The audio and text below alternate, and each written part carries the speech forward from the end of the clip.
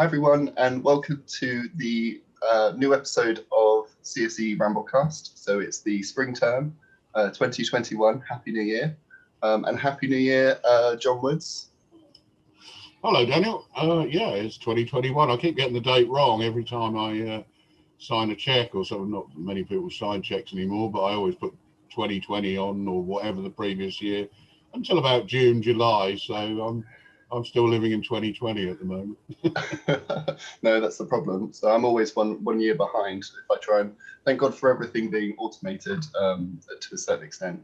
But yeah, no, I actually had a bit of a mare the other day because my microwave is breaking. Well, not breaking, it's just got a mind of its own. So my microwave keeps turning on and off at different points, and I have to leave it open so it doesn't start randomly microwaving nothing. And I was thinking the other day that me personally, I don't always wait until it's counted down. I'm very impatient, so I just sort of yoink it open. But I put an awful lot of trust in that kill switch mechanism of opening the door and there not being radiating microwaves blasting me in the face. Those, on that subject, Danny, was an interesting one with microwaves because you may or may not know, but there was a scientist, Lorimer, that found short radio bursts coming from space, and they became known as Lorimer bursts. They're sort of a millisecond or a microsecond long, a high energy pulse. And for a while they were discredited because you could generate the same signal by opening a microwave oven while it was still running by the handle. But subsequently they eliminated that, and it was still down to the Lorimer burst. It's interesting. You should also say your microwave's broken. I read, never do what people do on YouTube, especially with microwaves. But there was this thing about the wavelength of microwave ovens. It's micro by definition, so it's down in the order of millimeters and centimeters. It said if you put two grapes next to each other, what happens is you cause a standing wave between the grapes and therefore sparks inside your microwave oven. So of course I got a little dish and I had to try it, and I put two grapes together, and lo and behold, just after about 10 seconds, something like that, I started getting this enormous lightning bolts coming off these two grapes that were getting blackened where they were touching each other. And then about a week later, the microwave went wrong. So I think the two things were correlated somewhere along the line. So yeah, causation, not correlation, maybe. Causation. Yeah. Wow, no, well, I'm not going to try anything like that. But no, it's just an amazing thing, and the fact that I learned as well when I was therefore reading the Wikipedia about microwave ovens is that the actual plastic in between isn't awfully special. It's actually the black mesh pattern on it, which is the actual barrier to the waves. Yeah, that's right. That just blew my mind. I didn't think that it would be, a physical barrier to something like that, as simple that you could just look through and, wait to see if your fish fingers are done. Well, it's effectively a Faraday cage. It's because of the wavelength. It can't pass through because the holes are smaller than the wavelength. Simple as that. So if you had a radio transmitter, say you had something inside playing music that was transmitting at a radio frequency, if you put it inside a metal box that had squares smaller than the wavelength, no radio signal at all would come out. You wouldn't receive the music outside. Yet you could stick your finger through the hole. It's quite bizarre. Yeah, no. Well, if all else fails, I will buy a couple of grapes, just if it's on its way out anyway. There's no reason why not to try that. Well, you've also got the fraternity that believe that there's lots of harmful radio waves about, don't you? So that's why they wear kind of metal curtains on their head. Well, I forget what they call those, but they're RF protection hats or whatever, aren't they? Because there's so much Wi-Fi about, they think that their brains are being fried, so they wear these metal hats on their head. I'll wear a saucepan or tinfoil. Saucepan or tinfoil will do. Yeah. Okay, no problem. That's good.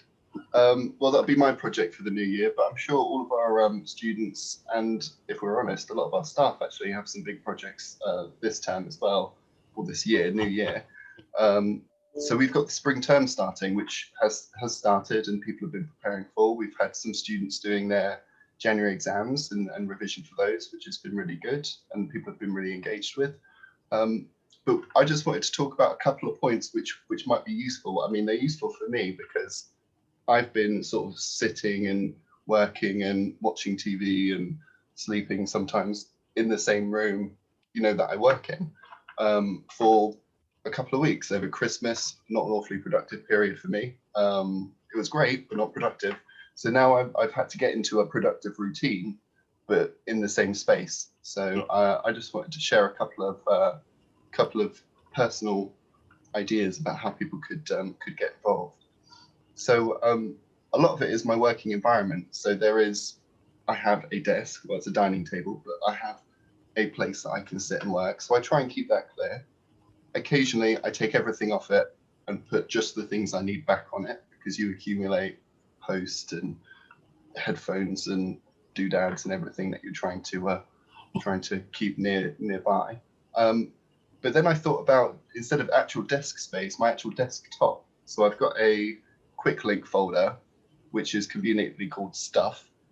And if you've got a folder that's called miscellaneous or stuff, you just dump everything in it. So I spent the good part of an hour going through everything in that, thinking, do I really need this? And, if I need it, what is a sensible directory name to call it? Where can I put it so that I can find it? So I think having a clear-ish desktop has really helped me think about that as well. So I don't know, John, have you got any thoughts about, how important it is to name things or keep things grouped together that are similar electronically when you're trying to find something? Good question, really. I mean, I'm going back years now. I remember Mike O'Mahony used to, when I was first a lecturer, and I think he took us for personal development when we were undergraduates at the university as well. Used to say to us that you can only keep a certain amount of information, and if you're not requested for that piece of information again within 2 weeks, it'll probably go away.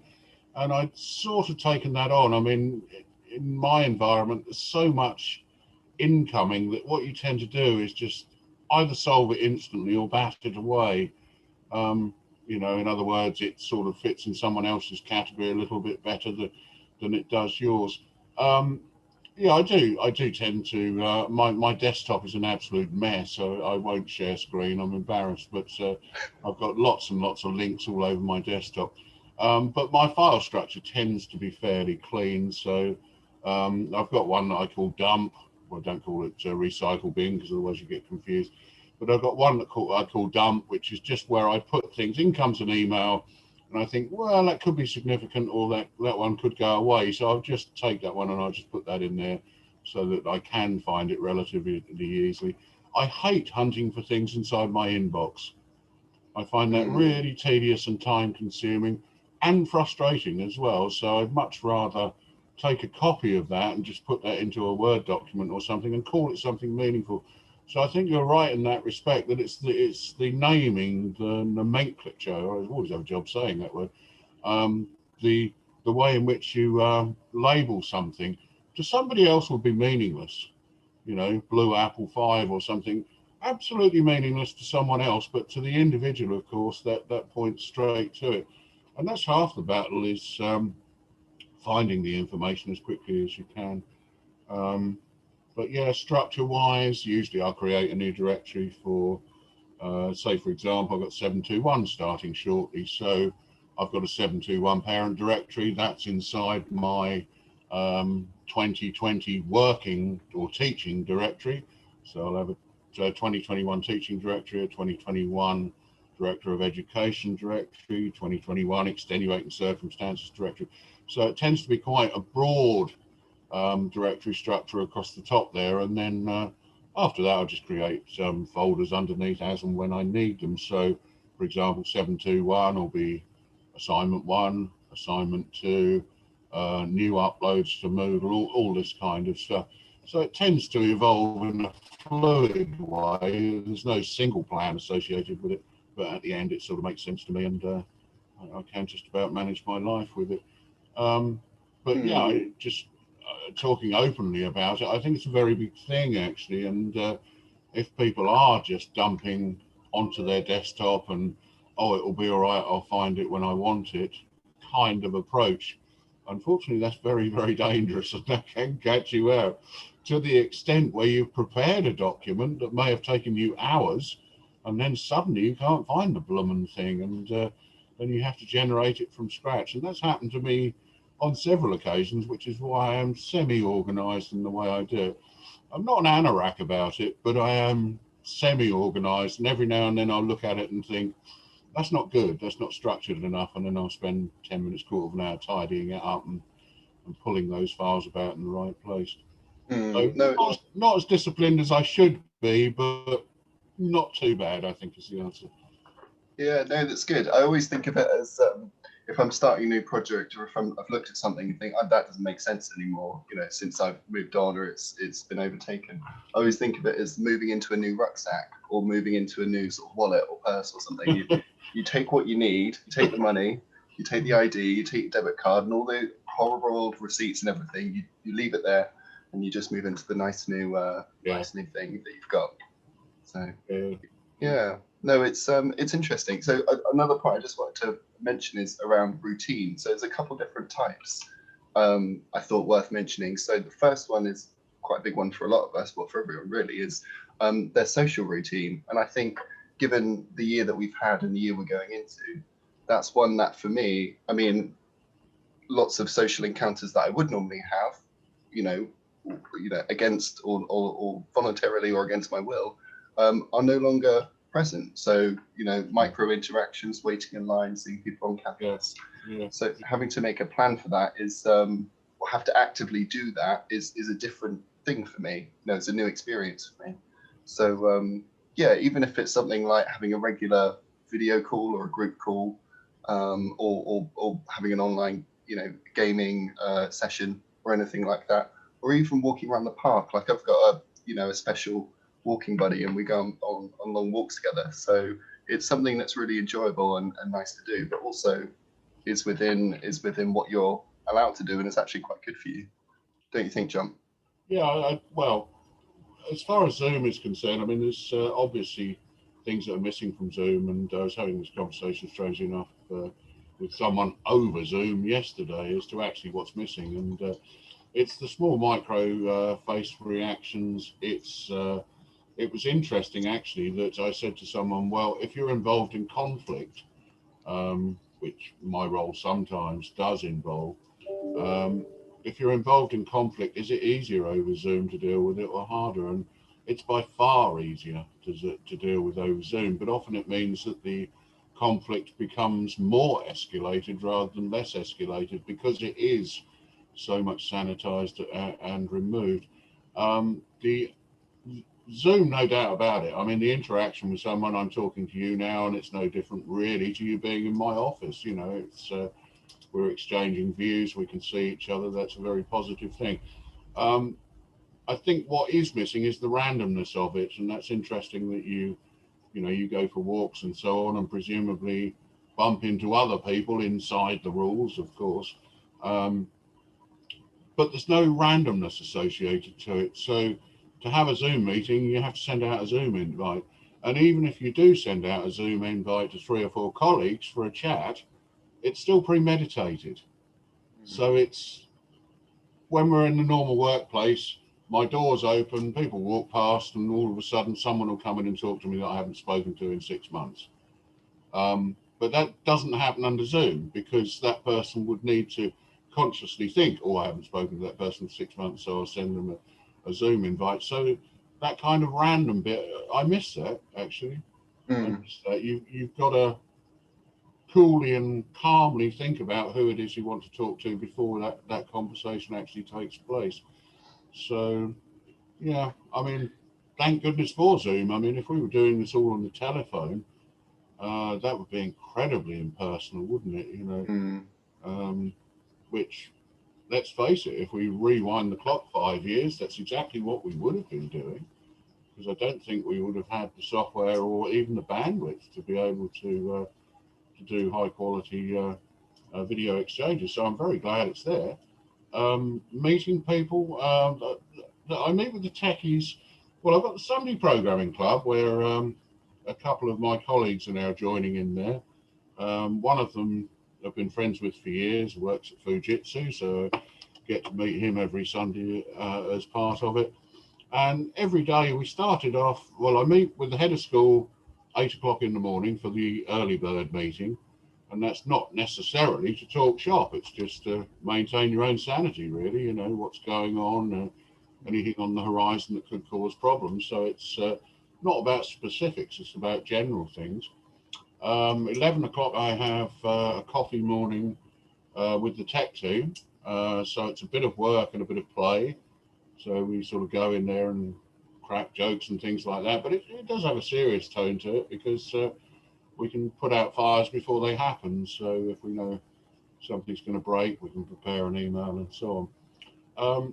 So it tends to, but my working life has always been like that. It's always been trying to combine some amount of socializing with a constructive element of work at the same time. And that hasn't changed from face-to-face or Zoom. The two things are one and the same thing. So it's good. It's broadly speaking good.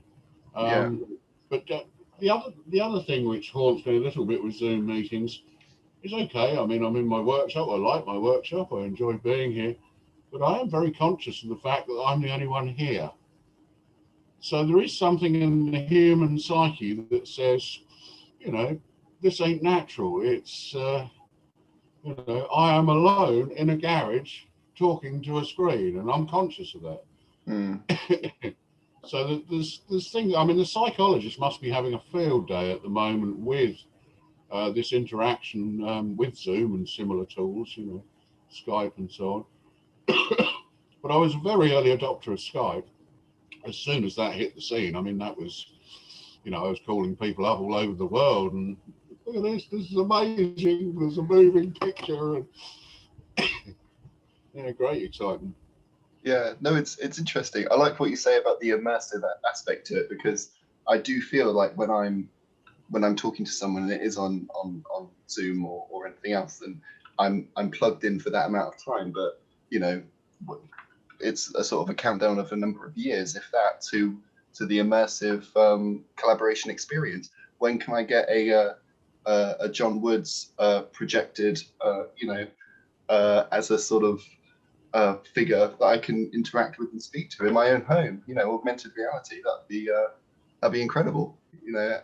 Ironically, Daniel, you already can. It's if you had the VR headset, yes, I do have. This is really scary. I do have 3D models of myself where I've stood in front of tripods and spun around on the spot, and I've got some Unity models of myself and so on. So sending the audio is really a trivial thing. But yeah, if you put the headset on, you could stand in front of me, walk around me if you wanted to. You know. Wow. So yeah, that's already here. But the problem with that is headsets are invasive, and it's going to be some time, I think, before the mobile phone generation, as I call them, perhaps they wouldn't like that very much, but the mobile phone generation adopts something like this because it needs to be fashionable at the same time. So you get a nice headset, which is, I don't know, looks like Geordie or whatever it is off Star Trek or something. Then I think you've got something, but sat here, oh, hang on a minute, I've got to talk to Daniel. I'll put my VR headset on. Hang on a minute, I can't get the ear things in the right place. And oh no, my battery's flat. And hang on a minute, I forgot to turn the nodes on. And yeah, no, I think you're right. It's gonna need to be refined and be taken up in its own time, isn't it? Mm-hmm. Yeah. No. Well, yeah. All valid points. I like what you say about the premeditated aspect as well, because it is, you know, you're planning it and it's a bit clinical in a way. I don't want to use the word, I mean, agile is probably a better word than I was going to say frictionless, but that's got a bad connotation with, you know, Brexit and whatnot. But yeah, you know, it being a frictionless interaction, social interaction, you only really do get that one-to-one, at the moment one-to-one, but in person or in an environment where there are lots of people working, which you know may not be normalized yet for, you know, for however long we we need it to be. So yeah, no, it's an interesting scope. Cool. So you were going to talk to us a little bit about functionality of marine drones and mapping of seabeds and whatnot. Have you? Okay, yeah, can do. Yeah, no, that took me a bit by surprise, that one, Daniel. I haven't done any of that for a while. Where did you pick up on that one from? Well, I think it was one of your conversation starters about one of your obscure hobbies, of which I know there are many, and some not so obscure, but they're interesting. Yeah, we've been playing with all manner of.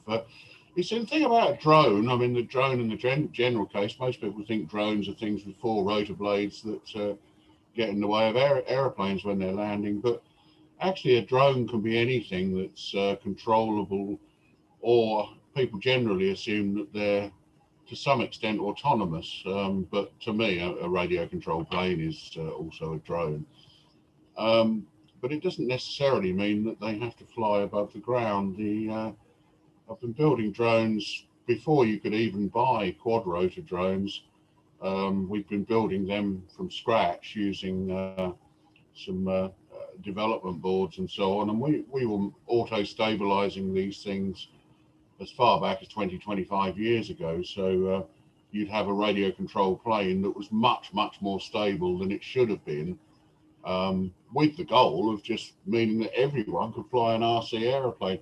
But it's soon become apparent that just because it's stable in the sky doesn't solve the problem of it flying off or crashing into something. So then we started to go a bit further and putting some more advanced boards in and so on. And then about 10 years ago, thanks to DJI and so on, you started to get these drones that were commercial out the box, and they were as good as anything we could produce, and were considerably cheaper. I mean, just the components of what we were putting together were more than it. So we started going down the commercial route, and so that was the air stuff. And I still do quite a lot of stuff with fixed wing rather than rotary wing. Now, the reason I'm talking, because you were talking about marine, but the reason I'm talking about above ground machines is in the marine environment. Most of what we do is above ground, because what we're interested in is the terrain itself. Now, as you can imagine, lots of people fly over in aeroplanes and photograph housing estates and lakes and things like that. But nobody's really fussed about miles and miles of mud flats. And why is that? Because, well, they change. That's the thing. So, I mean, a sandbank will be there 1 month and then not the next month. So you're kind of mapping something which is so transient that you would question why you would want to do it in the first place. Well, there's 2 reasons really. I mean, one is for shipping navigation. So the Navy, for example, could come down and survey the River Blackwater, which is about 2 miles across. They could come down, survey the River Blackwater, produce some charts for it. Given 2 or 3 months, those charts would be wrong because the bottom would have moved quite significantly. So they only give very rough estimates. Now, that doesn't matter because it's 60 foot deep and there aren't many ships that are 60 foot deep. But where it does matter is in the entrance to ports and things. So you've got things like Brightlingsea is somewhere that we've done quite a lot of measurements on.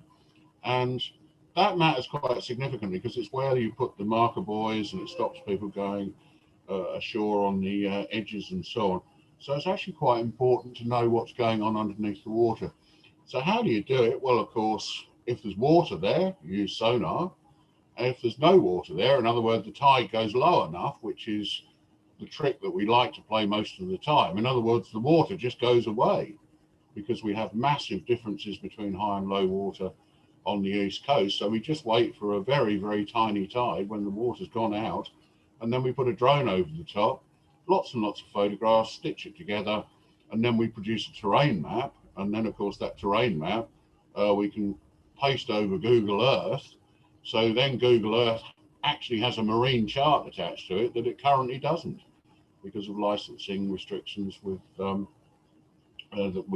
Navy and all this kind of stuff. So we're mapping under the water. We're mapping stuff which comes out of the water in that respect. We map seawalls. So a lot of interest in seawalls because if the water comes over the top of the seawall, the crops the other side are destroyed, and the land is effectively destroyed with the salt. So it's very important to find any lowways that are in the seawall. So we do that for the Environment Agency. We look at marker beacons. So if you've got obstructions in the water, we make sure that the markers are still there so that boats don't crash into them. And the other reason is archaeology. So on the, about 3 miles away from here, the whole of the Mersey shore is littered with Neolithic artifacts, absolutely littered with it. There are skeletons coming out every day on a daily basis. I personally have been involved in a walk with people where we found 2 skulls, if you've seen it in my office. That's a model of that's a female skull in my office, and we estimate her to be about 27, 28 years old, and she would have lived about 700-800 BC. So that was a very easy find. Just there it was in the mud. Stuck your hands down, finger on the eye sockets, and there you have it. Couldn't find the jaw. That's we couldn't 3D print the jaw, unfortunately, but I don't suppose she minds terribly. And you've got all this kind of stuff coming out there. Footways, ancient footways, where they've cut pieces of tree and cut square holes in and tied them together like their own road, but tied them together with bindings so that they don't move. Evidences of huts and all this kind of thing. Flint axes, red hills, which is where they produce salt, and that goes back to as much as 500 BC. So some really exciting stuff coming out. So we're always on the lookout for the archaeology.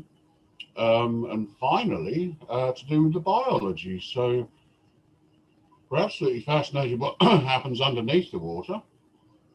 This was sort of led by, or it started with the university biological group saying to us, could we monitor oysters in their natural environment? Well, yeah, of course we can. We put a GoPro on the end of a pole and poke it under the water and have a look around. Most of the oyster layings are at low tide in less than 6 feet of water. So that actually works very well. So you go along with the boat, someone will push the boat along like a punt or whatever, and the other person will just sort of have a look round and, oh, there's some oysters, look, let's see if they're feeding. Then after that, when we started going slightly deeper water, we started using a charred sledge, an ice sledge. That had 2 GoPros on the front, and we tow it with a piece of string behind the boat. So we tow for about an hour and then go back and edit the footage. Now, as we started to do that, it absolutely blew our minds what we were seeing. We expected to see a barren environment, 1 or 2 crabs, 1 or 2 oysters, and some cockles and mussels and things like that. Within 30 seconds to a minute of the first tow on the sledge, we saw a thornback ray, and as the sledge was coming towards it, the thornback ray had 2 eyes poking up out the sand.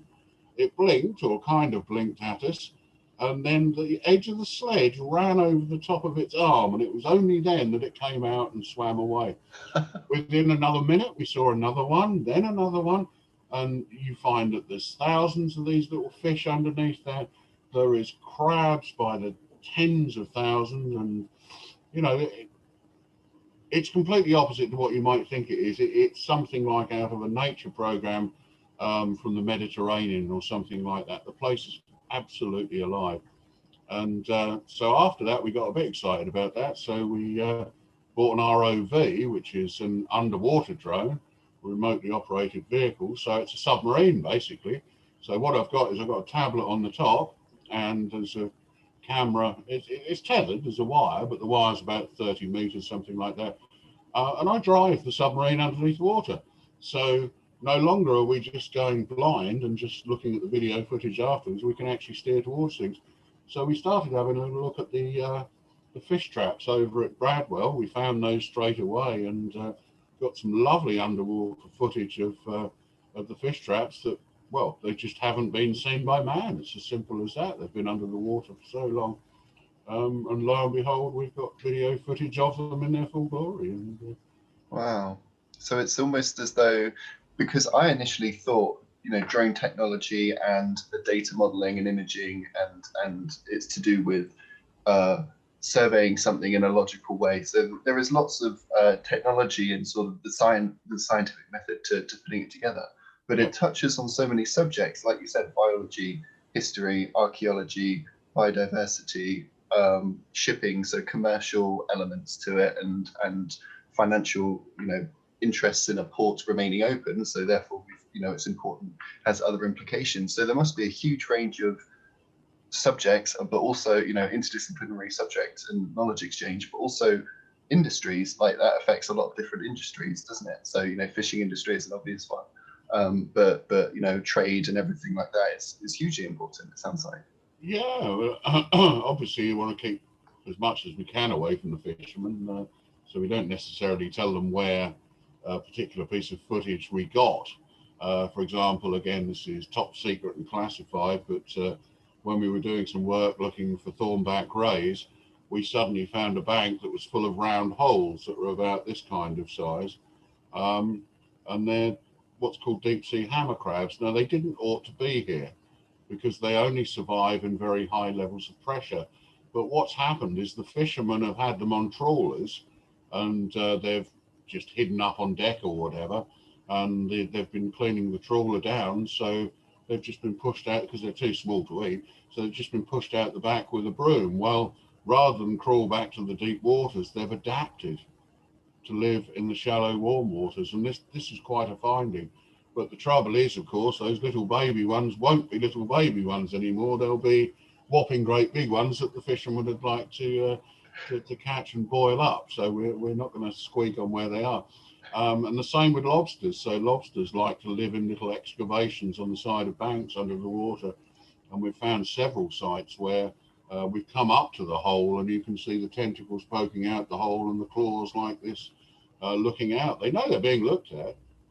They're very coy and canny in that respect. I mean, the submarine's about that long and about that wide, so I suppose a thing with a big light on the front that's floating in front of you like an alien is probably quite a threat, isn't it? Wow. So if in the near future, if half of Mersey is overrun with giant, overgrown, evolutionary adept crustaceans, like some 1950s sci-fi film, that you're the professor they're going to call in to shoo them back to the deep water. That's good. Okay. No, amazing and fascinating. The only point or 2 points I'd add from complete ignorance is snippets of a documentary, or 2 different documentaries I saw, which I thought were quite interesting. So there were a couple of droughts, not this year, but last year there were, but the summer before last. And evidently, lots of, like you say, sort of prehistoric, so sort of barrows and hill forts and motte baileys and that sort of thing. The foundations are actually more visible due to the drought conditions. So the sort of the vegetation bit disappearing essentially. So many formations and structures or remnants of structures were visible through aerial observation, which I thought was quite fascinating. As well as the second point being that the sort of Amazon rainforest or different points in the South American rainforests, there is a type of imaging which is able to ignore essentially vegetation. So it a form of radar or sonar that doesn't necessarily pick up vegetation, but only the bedrock. And they're able to find evidence of interconnected cities almost that are would just look like a forest if you didn't know they were there or to look for them there. So really fascinating things that are sort of built on these increments of developments in technology, which is fascinating, isn't it? Yeah, going back to the flying drones, I mean, it's one of the principal ways we find buildings. And up East Mersey, it's no secret because it was all fenced off. We were investigating some Neolithic rings that were up there, and it turned out to be a burial chamber and so on and so forth. But the way that it was in a book from about 60, 70 years ago, but nobody had found it recently. So we just flew up there and we found it within 30 seconds, something like that. What you do is you wait until the crop is early in its stage, maybe 3 to 6 inches tall. And what happens is, because you've got disturbances under the ground, either it's harder or softer underneath the ground because of the remnants that are there, the crop grows a different color. And quite simply, especially in infrared, you can see it sticks out like a sore thumb. It might as well be laid on the surface. It's that clear, it's that easy to find. And quite often for Colchester Archaeological Trust, we'll be asked to go and fly a particular site. And it's always at that magic time of the year. It's February, March, April, when the crops are short, and that's when we want to see the markings in the ground. And it saves them hours and hours and hours. I mean, they have ground penetrating radar, they have magnetometry and all this kind of stuff, but nothing actually replaces a visible image that you can get. So Tim, with his magnetometry, he could take a week to do a site. We can do a site in a matter of 2-3 minutes. Now, okay, it's different data. He's getting depth information. We're not getting depth information. But yeah, some fascinating things going on.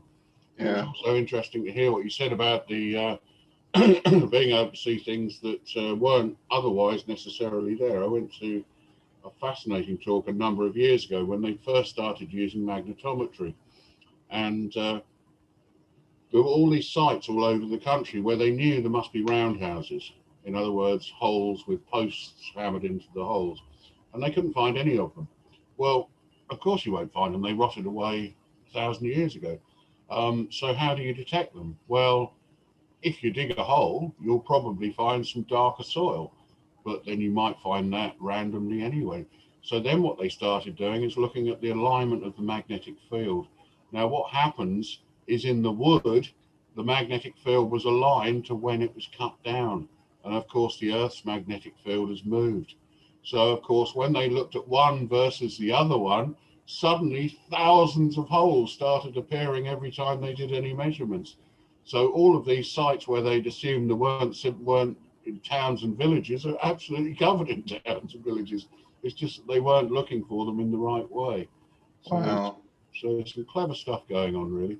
So yes, it's ironic, isn't it? So you've got the height of science meets the height of history, you know. No, it all comes together. Though that using magnets to or magnetic fields to navigate and to model things which were there at different. I'm going to need to take a day or so on that, because that's messed with my mind.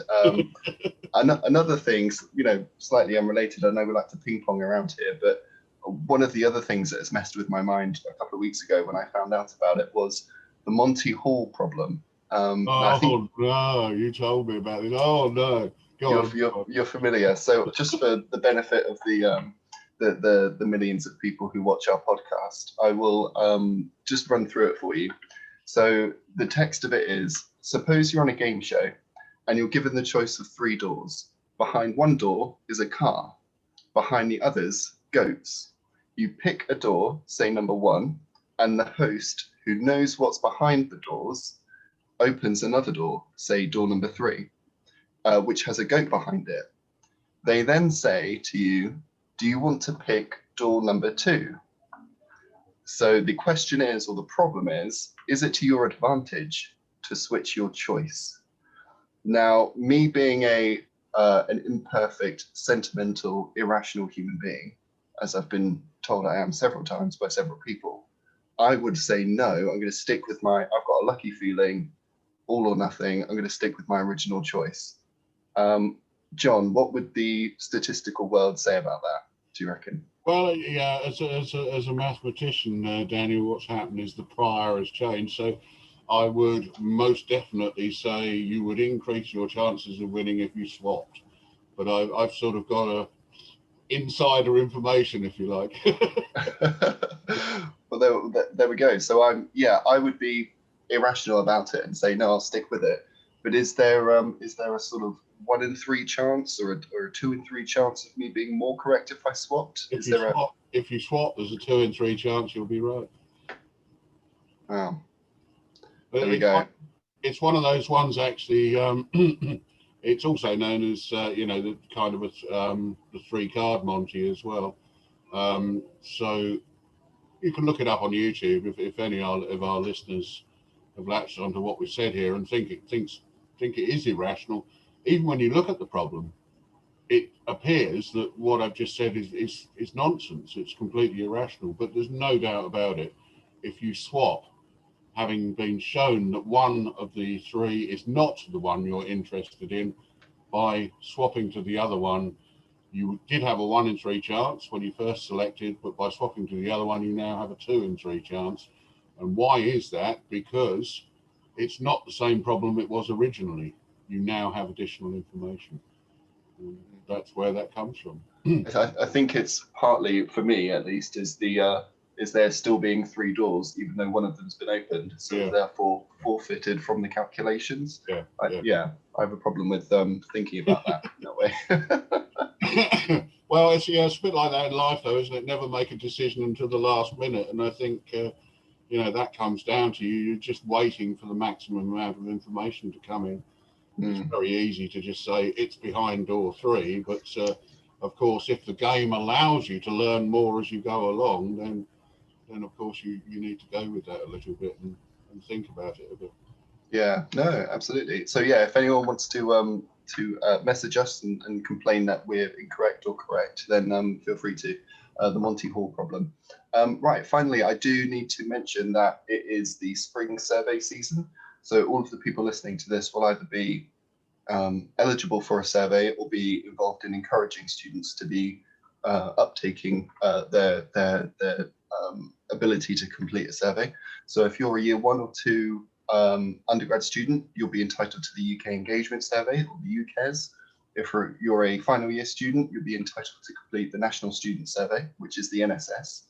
And if you're a postgraduate taught student, you'll be eligible to do the PTES, which is the Postgraduate Taught Experience Survey. So they're all very important. They're important to us, John, obviously, for us being able to do what we need to do for students and to make their experience better.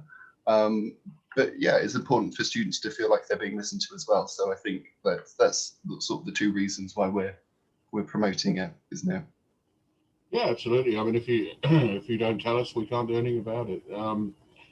Obviously, being in management and trying to make things run as smoothly as we can, we do spot things before they happen, and often students aren't even aware that we've found hiccups, but sometimes there's little things that get away that we just don't know about, and they're the little things, sometimes big things, but they're the things we want to get hold of and nip in the bud as quickly as we can, which is why Daniel and I always try and talk to students on a very short-term basis, every week or indeed every few days, because if something does arise, it's much less of a problem to deal with immediately than it is to, well, you can't do anything at the end of the term when it's over and done with, and then it means that students are feeding back, essentially improving the lot of the students that come next year, but it's not making any difference to them.